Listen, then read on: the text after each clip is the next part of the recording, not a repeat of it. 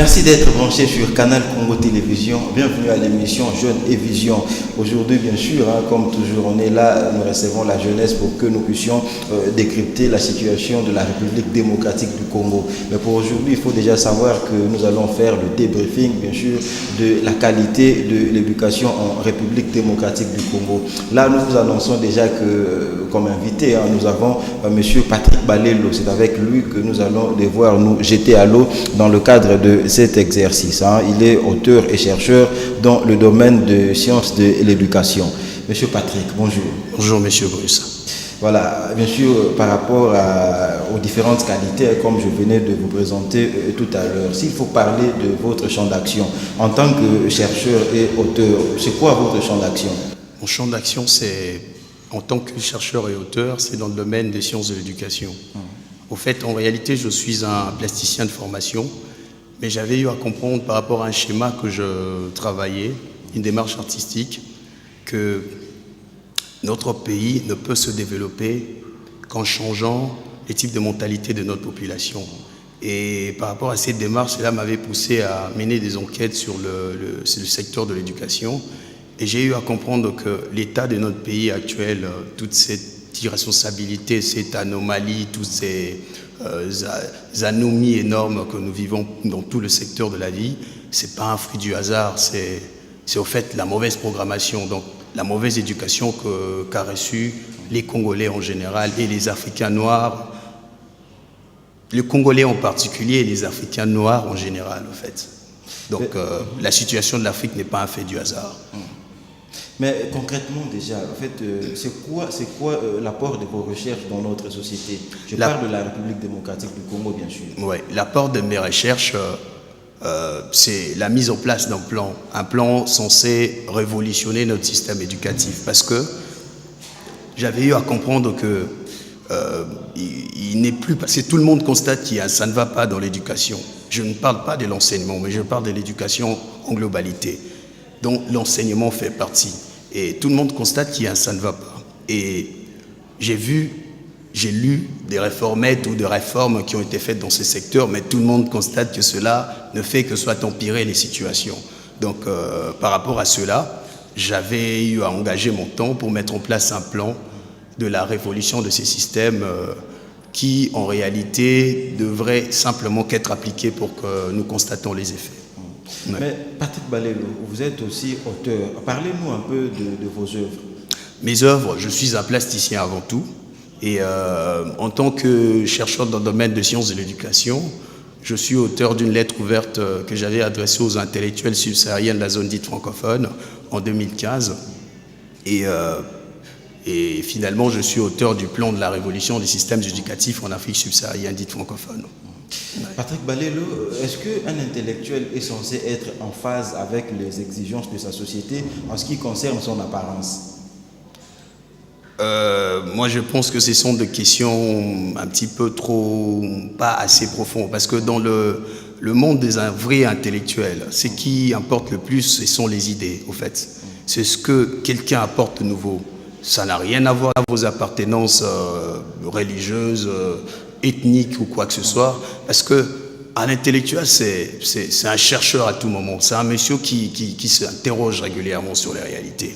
C'est quelqu'un, quand il ne comprend pas quelque chose, cela devait plutôt lui pousser à s'interroger. Donc, s'il devait s'arrêter sur les superficialités ou la couverture des livres, ce n'est pas important. Parce que vous savez, par exemple, il y a un adage en anglais qui dit « Don't judge a book by its cover ».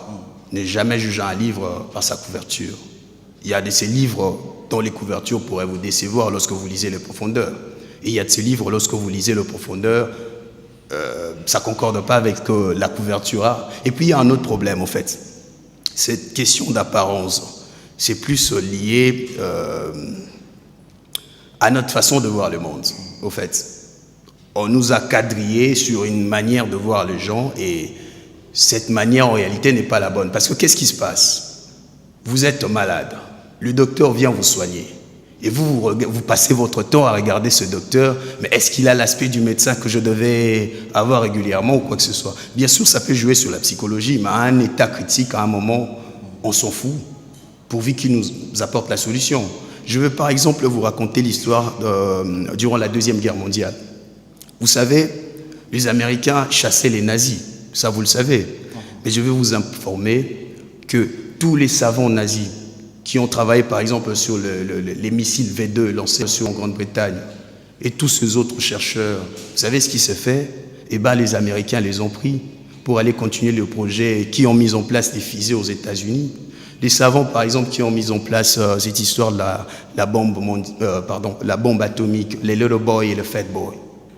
Robert Oppenheimer, par exemple. Savez-vous que c'est fut un communiste? Les États-Unis, c'est un pays capitaliste. Il a été plusieurs fois arrêté durant sa jeunesse pour ça, mais on s'en fout, pourvu qu'il apporte la solution. Moi, je me dis, à un moment, les gens devaient apprendre à s'en foutre de la couleur du chat, pourvu qu'il attrape de souris. Et ça n'a pas de sens quand on vous montre la lune, vous passez votre temps à regarder le doigt.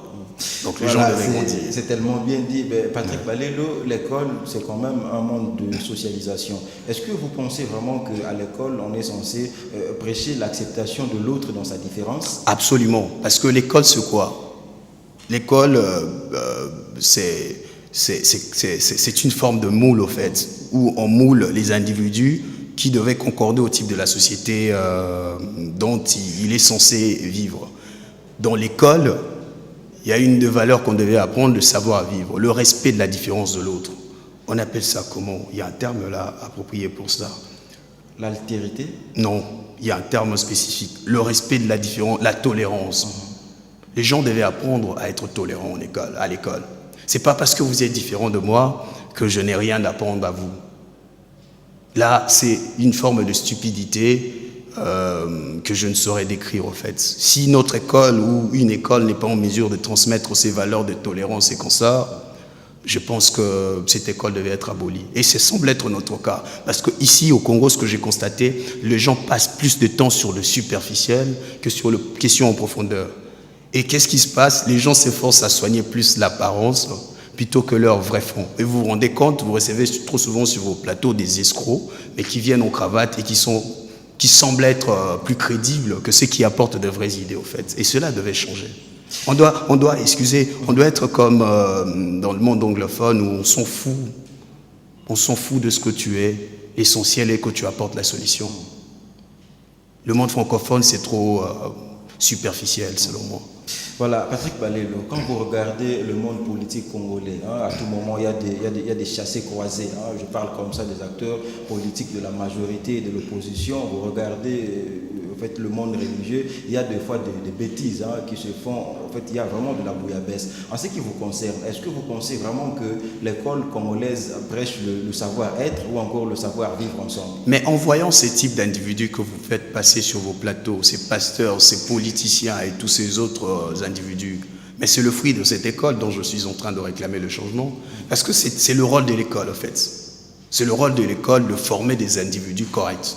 Et quand vous avez des gens qui se comportent bizarrement, cela démontre à suffisance que l'école a totalement failli pour sa mission. Parce que c'est ça son rôle. C'est comme si un sel qui est censé donner un goût, et ça ne donne aucun goût. C'est plus le sel, c'est autre chose, changer le nom. Et c'est le cas de notre école. En voyant notre société, ça démontre à suffisance le degré d'abrutissement ou le degré d'inutilité de cette école. Parce que c'est quoi? L'école, c'est pas censé donner de diplôme. Les diplômes sont des présomptions d'intelligence. Les diplômes nous démontrent que vous êtes en mesure de faire tel ou tel autre rôle. Mais les diplômes ne disent pas que vous êtes en mesure pratiquement de le faire. Ça donne une présomption.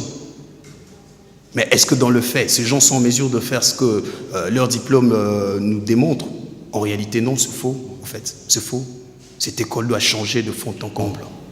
Voilà, là, nous continuons toujours à parler du système éducatif congolais, mais j'aimerais aussi comprendre quand même, puisque l'école est censée quand même donner des réponses bien sûr en ce qui concerne les exigences de la société. Mais je ne sais pas, quand vous analysez, quand vous regardez, quand vous photographiez très bien notre monde, en fait le monde des intellectuels congolais, est-ce que vous pensez vraiment que notre école répond aux besoins de la société? La question que je me pose, avons-nous vraiment des intellectuels? À un moment, je me dis non, on n'en a presque pas. Je dis presque pas parce que c'est à l'état de trace qu'il faut le chercher. Vous voyez? Et les rares personnes qui font cet exercice d'intellectualisme, pour la plupart, ils préfèrent aller à l'étranger. Pour ceux qui restent, trop souvent, ils concentrent toute leur énergie sur la politique. Et d'autres bons escrocs vont dans le domaine religieux. Vous voyez? Et je me dis qu'on n'en a pas vraiment. On n'a pas d'intellectuels. On pense sur quoi ici? On pense sur Kabila dégage. Et c'est ça la vraie philosophie politique. Lorsque même vous regardez ces politiciens et leurs intellectuels, vous vous rendez compte qu'ils n'ont pas d'idéologie fixe. Vous vous rendez compte que la majorité de tous ces partis politiques que nous avons, vous prôneront par exemple que nous sommes de la gauche et consorts. Mais dans leur politique, c'est autre chose qui se fait. Et leur combat, ça se situe sur des individus et non sur des idées. Et là, vous me direz qu'on a des intellectuels. Moi, je vous dirais non. Parce que le grand problème de ces continents, c'est le problème du système. Ce n'est pas le problème vraiment des individus. Les individus, bien sûr, incarnent le système, mais inconsciemment deux fois, parce que je suis sûr que deux fois, ils n'ont pas conscience des actes qu'ils posent. Mais ce sont des systèmes qui doivent être déboulonnés. Et pour déboulonner un système, il faut mettre en place des systèmes à contrario, vous voyez? Et que font ces intellectuels, si ce n'est vendre du vent à la population? Pour moi, ils ne servent à rien, ces gens-là. Il y a beaucoup de gens qu'on devait ravir des diplômes, surtout des professeurs d'université. Puisque vous parlez là, bien sûr, de la qualité, je crois vraiment que nous devons bien faire cet exercice parce que ça pose quand même de très sérieux problèmes. Mais en ce qui vous concerne, s'il faut vraiment que vous puissiez donner un profil par rapport à cette école qui est censée booster l'émergence de la République démocratique du Congo, c'est quoi ce profil? Le profil serait simple. Cette école devait être en mesure de donner deux éléments clés. Premièrement, les racines et puis les ailes. Par les racines, je veux dire, cette école devait permettre à ce que les enfants apprennent à aimer ce pays. Parce qu'on ne peut donner son temps que si on sait aimer ce pays. On essaie de donner son temps que si on sait aimer les gens qui sont dans ce pays. Moi, si je consacre mon temps, c'est pas parce que j'ai manque de choses à faire, j'ai beaucoup de choses à faire. Mais c'est parce que j'adore mon pays, j'adore mon continent, j'adore mon peuple. Vous voyez? Et quand quelqu'un est passionné, il y a beaucoup de miracles qui peuvent se faire. Et deuxièmement, je dis, il faut suffisamment de zèle. Le zèle, c'est quoi? Le zèle, c'est la dextérité intellectuelle. Cette école doit être en mesure de créer de vrais intellectuels, de vrais chercheurs, de vrais créateurs d'idées. C'est la même école qui vous a créé, hein? C'est une même école, oui. Moi, j'ai été formé ici, mais quand on parle d'une règle générale, sachez-les qu'il y a des exceptions. Parce que en méthodologie des sciences, la règle générale, c'est l'ensemble des cas particuliers qui se répètent. Vous voyez? Lorsque sur 100% des cas, vous constatez que 70 cas particuliers se ressemblent, ces 70, c'est riche en règle générale. Et les 30% restants, c'est les cas particuliers. Là, vous parlez de la déduction et de l'induction. Oui, et quand vous allez sur cette compréhension de choses, moi, je suis un cas particulier. Je n'ai pas un parcours comme tous les autres. Déjà, je n'étais pas un étudiant régulier. Je n'ai jamais été un élève régulier. À un moment, l'école, à un moment, m'ennuyait parce que je sentais que ça me freinait pour aller encore plus loin. Et en découvrant les réalités, d'ailleurs, j'ai compris qu'il faut un grand changement ici. Est-ce que là, quand même, s'il faut parler de nos universitaires, c'est pas que vous êtes là, bien sûr, en train de pousser les universitaires ou encore les étudiants à sécher les cours? Sécher les cours? Non. Non. Je veux plutôt interpeller, parce que moi, en réalité, je ne m'adresse pas à ces jeunes. Je m'adresse à eux, peut-être dans le cadre qu'ils devaient intérioriser le combat. Mais vu le temps qui nous reste, je m'adresse plus aux décideurs. Aux décideurs, pourquoi? Parce qu'il y a un schéma, il y a une vision que j'ai mise en place. Je m'adresserai plutôt à ces gens-là. Si je dis ce que je dis, c'est plutôt parce que je veux à ce que l'école de demain s'adapte à l'enfant. Je veux à ce que l'école de demain s'adapte à la nature même de l'enfant, que ça accompagne l'enfant dans sa nature intrinsèque, et non que ça puisse lui déformer en lui donnant une vision ou un modèle de raisonnement qui ne concorde peut-être pas à sa nature. Parce que notre école à nous veut à ce que tous les enfants soient identiques. Or, en réalité, nous ne sommes pas identiques naturellement. Moi, j'ai mes passions, vous avez les passions, vos passions en vous. Et l'élément singulier qui crée une beauté, ce sont nos passions. Puisque nous avons des passions différentes, on ne peut pas avoir le même type de beauté. Donc, on ne peut pas avoir la même façon de voir le monde aussi. Donc, l'école devait comprendre ça. Ces gens-là devaient comprendre cela. Ils devaient comprendre à ce que nous devions réadapter l'école par rapport à la nature intrinsèque de l'enfant. Et non forcer l'enfant à pouvoir s'adapter à la nature extrinsèque de l'école, en fait. Voilà, on dit toujours qu'on étudie pour la vie, hein, on n'étudie pas pour rien. Et là, on va faire bien sûr une petite bifurcation hein, en ce qui concerne le monde d'emploi. J'aimerais quand même comprendre hein, s'il faut vraiment que nous puissions nous mettre à analyser le monde du travail en République démocratique du Congo. Est-ce que l'emploi obéit vraiment à des normes scientifiques? Nous sommes bien sûr en RDC. Si l'emploi obéit à des normes scientifiques, par normes scientifiques, vous voulez dire quoi? Je voulais simplement dire par là que au fait, la rémunération doit suivre. Il y a par exemple les cas des ergonomes hein, qui sont censés étudier le fonctionnement de l'emploi. Est-ce que vous pensez vraiment que l'employeur et l'employé, les deux sont conscients des exigences du monde du travail? Ici, les gens sont ignorants parce que l'école ne les a pas formés à pouvoir aller dans les profondeurs. L'école les a formés à rester dans le superficiel.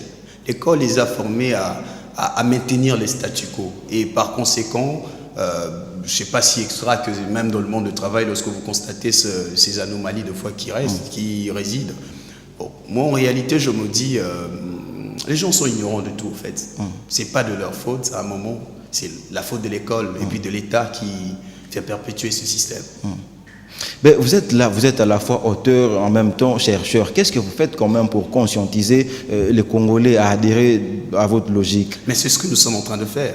J'aurais pu rester dans mon coin avec mon idée et évoluer avec en mon coin, mais ça n'a pas de sens. Vous le faites parce qu'un vrai chercheur, lorsque vous réalisez vos recherches, la seconde étape, c'est la publication pour permettre à ce que le public puisse en avoir accès. Mais il y a de magazines spécialisés pour ça ailleurs en fait. Et chez nous, ça n'existe pas. Vous voyez? Moi, je ne m'adresse pas aux Européens, je m'adresse aux Congolais. Et ici, les rares revues que nous avons, c'est quoi? Ce sont des journaux politiques. Et ces journaux, vous savez ce qui se fait. Pour publier quelque chose quand ça vient d'ailleurs, il faut ces histoires de coupage, vous voyez? Avec des articles qui se ressemblent. Avec des articles qui se ressemblent. Pourquoi? Parce qu'ils sont payés par tel ou tel parti politique. Ils sont de telle ou telle obédience, vous voyez? Les revues scientifiques n'existent pas. Les magazines vraiment scientifiques n'existent même pas à la presse aussi, télévisuelle. Vous constaterez que c'est quasiment le même programme. On dirait qu'il y a, comment on appelle ça, le même réalisateur en chef. Rédacteur en chef. Rédacteur en chef, plutôt, dans toutes les chaînes, sur toutes les chaînes. Donc, la meilleure et la seule façon, c'est faire propager son idée à travers ce que nous sommes en train de faire, en interpellant les gens, à travers ce type d'émission, et je suis en train de le faire. Et de l'autre côté, en interpellant l'élite politique particulièrement, et ce sont des actions que j'ai menées, ça fait plusieurs années, et jusqu'à la preuve du contraire, je continue toujours à le faire. Ouais, on vous voit de temps à autre sur des plateaux de télévision. Est-ce que ça vous arrive aussi d'organiser des conférences, des colloques pour que les gens puissent quand même venir en grand nombre aussi? Vous savez, la vérité, c'est quoi? Rien ne se fait sans argent. Et pour réaliser les campagnes aussi énormes comme ça demande de coûts, vous voyez. Et pour l'instant, ce que moi je peux offrir, c'est mon savoir. Et le reste, c'est aux autres, en fait. Parce que qu'est-ce qui se passe dans d'autres sociétés où les gens sont relativement conscients? Quand ils se rendent compte qu'il y a des belles initiatives, qu'est-ce qui se fait? Ils y soutiennent, ils y adhèrent, vous voyez. Mais ici au Congo, l'auteur est censé être lui-même au four et au même moment au moulin. Il doit faire ceci, il doit faire cela. Moi, ce que je fais, dans mon plan, tout cela était prévu, vous voyez. Mais avec le moyen peut-être que j'ai pu mettre en place, je n'ai pas pu le réaliser. Il me fallait de soutien. Mais quand j'ai cherché de soutien, tout ce que je retrouvais ici, c'est Ecosimba un jour. Courage. Courage, vous voyez. C'est le type d'attitude ici. Mais au même moment, tout le monde pleure, tout le monde veut le changement, mais personne ne veut plonger dedans. Et moi, je fais ce que je peux faire à mon niveau. À mon niveau, ce que je peux faire, c'est réaliser des opportunités telles que vous m'avez accordées, et c'est aux autres de faire leur tâche. Moi, je fais ma part, en fait. Voilà, on était là déjà en train de parler du monde professionnel. La question est celle de chercher quand même à savoir, c'est quoi l'attitude à développer pour que nous puissions quand même installer cette notion de redevabilité entre l'employeur et le travailleur. Bon, moi, en réalité, cette histoire d'employeur, d'employé, je ne suis pas en train de le voir dans ma vision du monde. Parce que qu'est-ce qui se passe? L'emploi est en train de disparaître. L'école a formé des employeurs, et des employés plutôt. Parce que quand vous regardez notre société, La plupart des chefs, des patrons ici, c'est qui?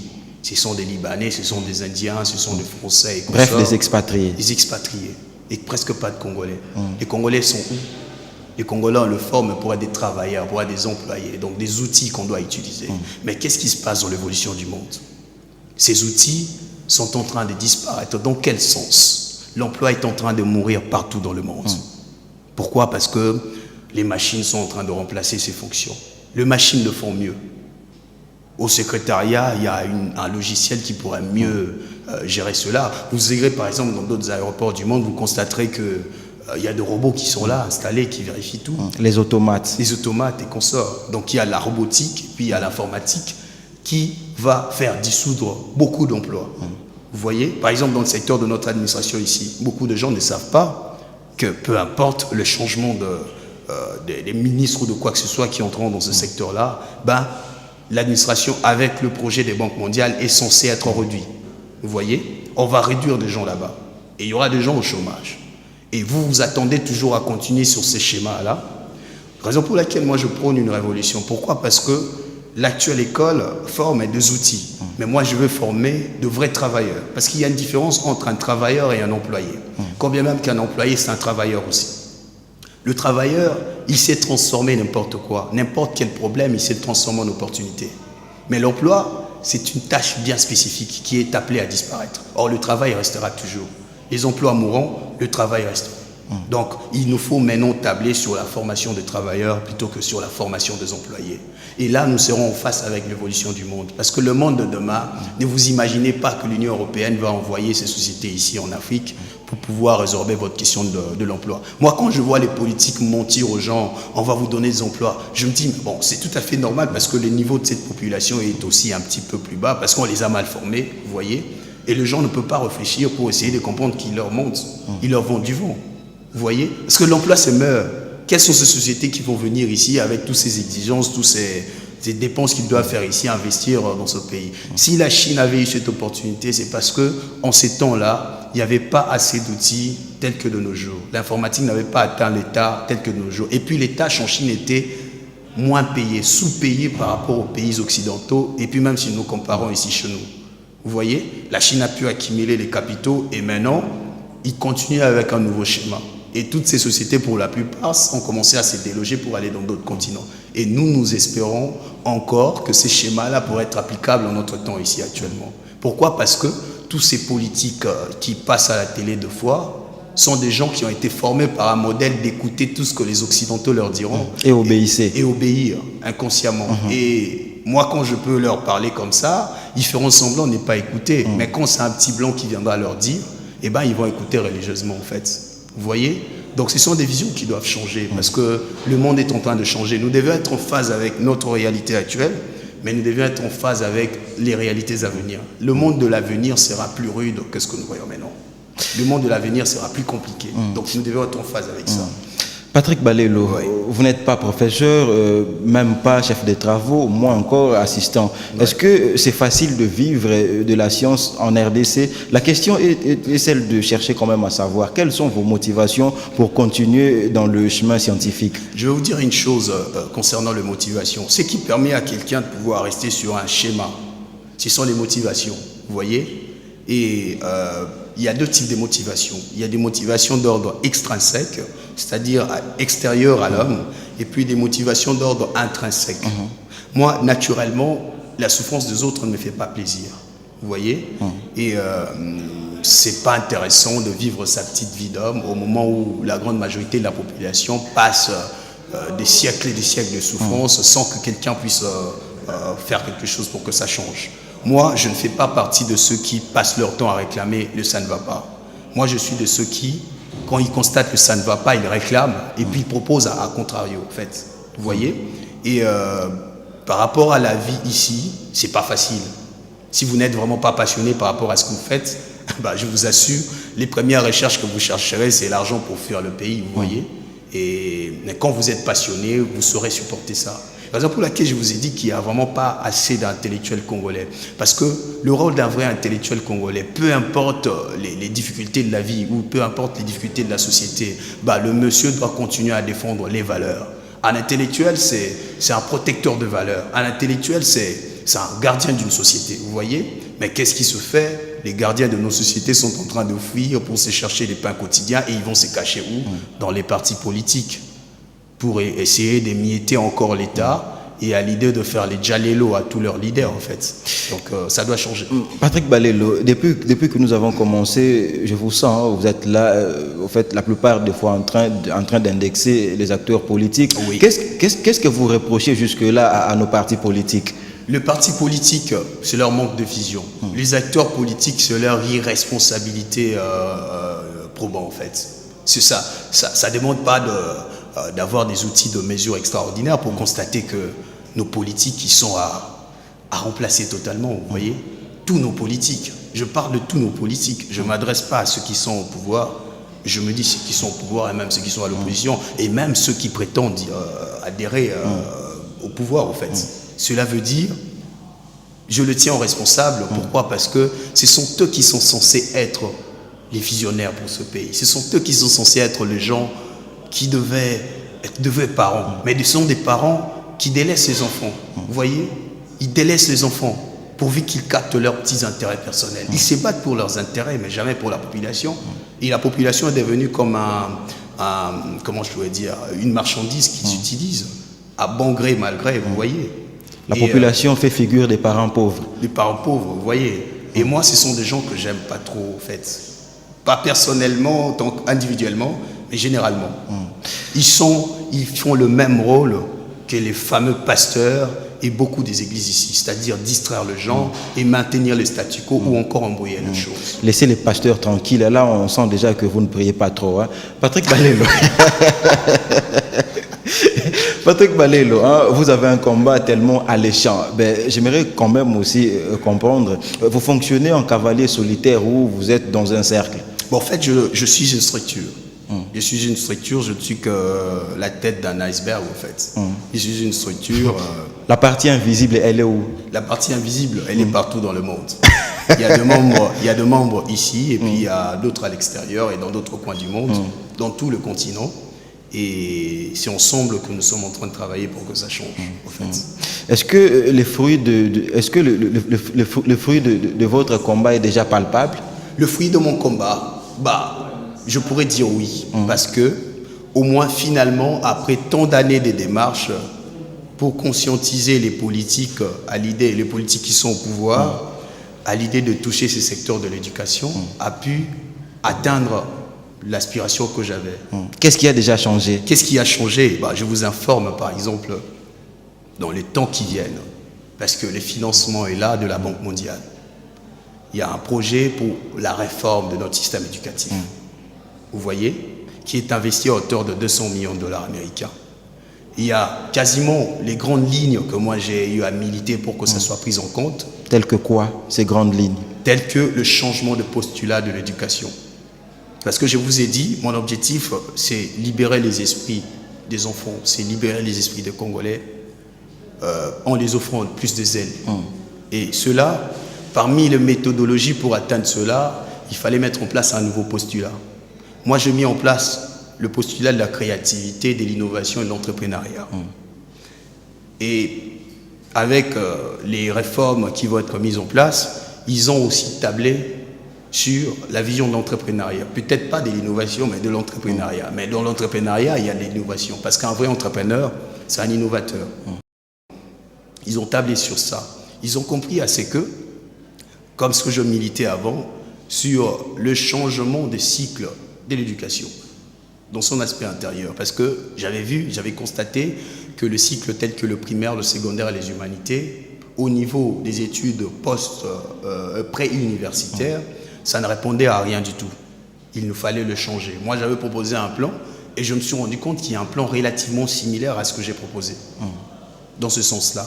Il y a par exemple le changement des contenus de matière à donner aux enfants, l'adaptation de matière aux natures des enfants africains, ce qui va impliquer à ce que l'enseignement dans des langues vernaculaires.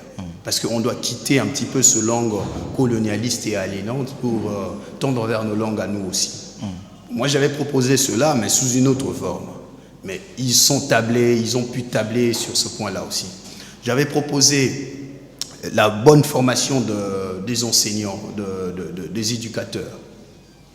Moi, je les appelle des éducateurs parce que dans mon schéma de demain, on doit former des éducateurs plutôt que des enseignants. Je veux vraiment former de vrais éducateurs. Eux, ils continuent toujours sur ce schéma-là. Ils sont en train de réformer ce genre-là, avec d'autres formes de formation qui devaient être continues. C'est quasiment ce qu'aussi je proposais. Donc quasiment, je pourrais dire, une bonne partie de grandes lignes que j'ai eu à mettre en place, c'est quasiment ce qui va être mis en place chez eux. Mais le grand mal, c'est quoi? La grande question que je m'étais posée, j'étais heureux de voir ça. Mais à un moment, je me suis dit, waouh, mais ça ressemble énormément à mon plan. C'était même pas moi qui étais informé de ça, c'était d'autres partenaires qui m'ont fait voir, le plan finalement a été pris en compte. Et quand j'ai regardé, ça se ressemblait, mais je savais que c'était pas moi, parce que c'était pas moi là. Et le grand mal, c'est quoi? Je suis heureux du fait qu'ils ont pu tabler sur ça, mais j'ai peur d'une chose, que cela soit mal fait. Parce que qu'est-ce qui se passe? S'il vous plaît, c'est très important. S'il vous plaît, je vais simplement ajouter quelque chose. Ouais. Là, on peut déjà comprendre que quand vous dites que ça sera mal fait, c'est simplement parce que ça sera fait sans vous. Non, loin de là. Loin de là. Ça ressemble à ce que je compte mettre en place, mais je sais le type de raisonnement qu'ils les ont mis en place. C'est pas question de se faire sans moi, combien même que j'ai mené ce combat pendant des années, mais c'est le fait que je sais que ce sera mal fait. Parce que qu'est-ce qui se passe? Qu'est-ce qui se fait ici chez nous? Un jeune ou un monsieur hors système pourra amener un projet. Et les gens qui pullulent dans tous ces ministères-là, qu'est-ce qu'ils font? Ils font semblant de ne pas s'y intéresser. Ils captent la chose. Je dis généralement ce qui se fait. Et ils vont le produire autrement. Et ils vont le garder sous l'impulsion de quelque chose. Vous voyez? Et qu'est-ce qui va être fait? L'idée qu'ils vont mettre en place, ils prendront les grandes lignes, mais le schéma, puisqu'ils n'en auront pas, eux, ce qui les importe, c'est trop souvent l'argent qui doit sortir, et pas la qualité. Ok, wait and see, hein. On sera toujours là pour voir comment est-ce qu'on va mettre en application votre savoir. Mais j'aimerais aussi savoir, puisque là on vous trouve tellement moderne, hein, vous êtes là, vous prêchez l'école moderne, vous voulez toujours à ce que tout soit reformé, mais quand même, s'il faut parler également de la tradition, c'est quoi la place que vous accordez à la tradition dans l'éducation nationale? Qu'est-ce que vous appelez par modernité, si ce n'est la réactualisation de ce qui a été anciennement? La modernité, ce n'est pas un tabula rasa où on devait apporter quelque chose totalement de nouveau. Non. La modernité, c'est la réactualisation de ce qui a été passé. Et bon, peut-être on aura peut-être le temps, ou peut-être pas aussi. Si vous avez eu à bien comprendre mon système dans le fond, et ben ces systèmes que moi je compte mettre en place, que je qualifie de révolutionnaire, c'est un système qui s'est imprégné de beaucoup de ce qui a été à l'époque impériale de l'Afrique, c'est-à-dire avant les années 1500, à l'arrivée des barbares occidentaux qui sont venus, avant leur arrivée ou avant... Pas des mots trop forts, hein? Pardon? Pas des non, mots mais c'est trop ça, forts. c'est le qualificatif qu'il faut leur donner. Ils ont apporté le désordre ici chez nous. Ils ont détruit les sociétés. Le terme Mundele, par exemple, c'est quelque chose que vous ne savez pas. Le terme Mundele ne désigne pas un blanc. Un blanc, le terme pour ça, en lingala à l'époque, c'est Pembe, en Kikongo, parce que c'est un terme qui vient de Congo, en fait. C'est Pembe. Mundele, c'est modèle. Mundele, c'est pas ça. Mundele veut dire terroriste dans les sociétés anciennes africaines. Mais allez lire les contenus sémantiques de ça. Allez chercher le professeur de l'UPEN, tel que Kamba Ibouacha, il s'efforcera à mieux vous dire cela. Le terme Mundele vient de ce terme-là, terroriste. Pourquoi? Parce que ces gens, quand ils entraient dans nos sociétés, eh ben, c'était pour créer des razzias, créer des désordres, à l'idée de pouvoir avoir les esclaves qu'ils cherchaient. Voilà, nous irons chercher, puisque dernièrement, j'étais aussi avec un professeur qui m'a dit que Mundele veut dire modèle. Donc, je ne sais pas si le professeur a trompé, mais bon, on finira toujours par faire. Voilà, Patrick Balelo, là, nous sommes vraiment en train de chuter déjà. Ben, j'aimerais simplement que nous puissions également comprendre, hein, que vous puissiez lancer un message à l'endroit de nos aimables téléspectateurs. Qu'est-ce que nous sommes censés faire pour avoir la bonne école et l'ouvrir, bien sûr, à l'ensemble de notre société? Qu'est-ce qu'il faut faire? Qu'est-ce que la population peut faire si ce n'est mettre la pression? Mais comment ils se remettent la pression? Parce qu'on les a formés à vivre dans l'individualisme. Chacun se bat pour ses petits intérêts. Chacun cherche son petit pain Il n'y quotidien. a pas l'abnégation. Hein? Pardon? Il n'y a pas l'abnégation. Ça n'existe pas. Et vous le savez. Chacun se force à chercher son petit coin. Et à cette population, je leur dirais simplement de devenir conscients. Parce que qu'est-ce qui se passe? En cherchant nos petits intérêts, eh ben, nous sommes en train de détruire notre intérêt commun. Nous sommes en train d'essuyer la planche sur laquelle nous sommes tous assis, en cherchant nos petits intérêts. Nous n'avons que ce continent, c'est tout ce que je leur dirais. Nous n'avons que ce pays. Nous sommes des Africains noirs. On ne peut pas changer ça. Et par conséquent, nous devions apprendre à nous aimer comme des frères, ou bien nous allons disparaître comme des idiots. Voilà, c'était comme ça votre dernier message hein, pour aujourd'hui. Ben, je crois quand même que très prochainement ou encore dès que vous serez à la maison, comme vous n'aimez pas trop la prière, vous allez commencer à prier. Les choses ne changeront pas par la prière, mon frère. Ça changera par les actions. Ça changera par le travail. On vous fait endormir avec vos prières depuis que vous avez commencé à prier. Qu'est-ce qui a changé? Rien du tout. La vraie prière, c'est aimer celui que vous voyez. Et moi, ce que je suis en train de poser comme action, c'est aimer ce que je vois. C'est aimer les gens qui ne me connaissent même pas. Peut-être qu'ils ne m'accepteront jamais. Je n'ai même pas besoin qu'ils m'acceptent. Mais j'ai besoin de les aider de pouvoir se retrouver demain. Je pense que c'est mieux que vous parlez des histoires fumeuses qui ne changeront rien. Et puis cet évangile que vous me parlez, l'évangile de l'argent qu'ils viennent vendre ici chez vous, là, l'évangile de Dieu qui est banco foot, quand vous introduisez 10 000 francs, vous allez récolter 100 000. Ah, c'est pas ce que moi je sais en fait. Voilà, je prie à ma manière. C'est vraiment terminé pour aujourd'hui. Je salue simplement mon pasteur. Hein. Dimanche, je serai à l'église. Donc, écoutez quoi. Hein, et puis, c'est votre problème. C'est votre problème. Voilà, nous remercions comme ça Patrick Balélo. Merci. Hein. C'était un plaisir pour nous. C'est plutôt moi qui vous remercie. Voilà, c'est terminé pour aujourd'hui. On était là avec notre très cher Patrick Balélo. Hein. C'était autour d'un sujet. En fait, le sujet était comment faire, bien sûr, pour améliorer la qualité du système éducatif congolais. Donc on était là, je crois que vous avez aimé. Mais si vous avez aimé, dites également merci à la grande équipe technique hein, qui a travaillé avec nous. Je remercie comme ça hein, Bob Nzamba qui était là avec nous. Merci à Daniel Maloulou, Dieu merci Kifou. Papouche, Jacques Wandeng, on te dit également merci. On remercie également notre très cher Géry Amboka qui était là. Ça a toujours été le cas avec Jeune et Vision. C'est terminé pour aujourd'hui. On se fixe rendez-vous pour le mardi prochain, toujours à partir de 17h juste sur la même chaîne. Portez-vous bien et restez-nous fidèles. Bye.